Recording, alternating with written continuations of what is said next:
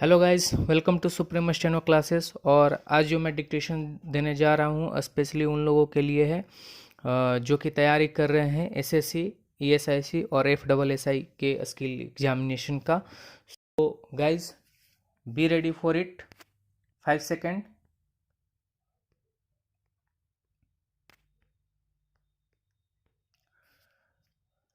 Global warming and climate change are terms for the observed century scale rise in the average temperature of the Earth's climate system and its related effects. Multiple lines of scientific evidence show that the climate system is warming. Although the increase of near surface atmospheric temperature is the measure of global warming often reported in the popular press, most of the additional energy stored in the climate system since 1970 has gone into the oceans. The rest has melted ice and warmed the continents and atmosphere. Many of the observed changes since the 1950s are unprecedented over tens to thousands of years. Scientific understanding of global warming is increasing. The Intergovernmental Panel on Climate Change (IPCC) reported in 2014 that scientists were more than 95% certain that global warming is mostly being caused by human anthropogenic activities, mainly increasing concentrations of greenhouse gases such as methane and carbon dioxide. Human activities have led to carbon dioxide concentrations above levels not seen in hundreds of thousands of years. Methane and other often much more potent greenhouse gases are also rising along with CO2. Currently, about half of the carbon dioxide released from the burning of fossil fuels remains in the atmosphere. The rest is absorbed by vegetation and the oceans. Climate model projections summarized in the report indicated that during the 21st century, the global surface temperature is likely to rise a further 0.3 to 1.7 for their lowest emissions scenario and 2.6 to 4.8 all measurements in centigrade scale for the highest emissions scenario. These findings have been recognized by the National Science Academies for the major industrialized nations and are not disputed by any scientific body of national or international standing. Public reactions to global warming and concern about its effects are also increasing. A global 2015 Pew Research Center report showed median of 54% consider it a very serious problem. The Prime Minister of India, Sri Narendra Modi, has launched an initiative named Make in India on 25th September 2014 in New Delhi. The aim of this campaign is to provide India an economic global recognition While launching the program, PM said that investors should take it as an opportunity and not as a market in India.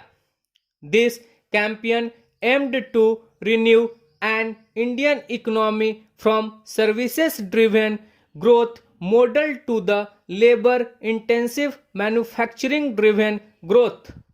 A successful implementation of the program will be the reason of employment for more than 10 million people in India.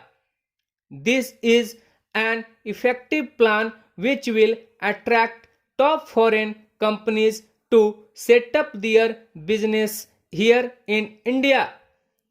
In order to attract foreign capital, there has been made huge changes in the defense, manufacturing and insurance sectors. However, according to the analyst, it needs to do in more effective manner.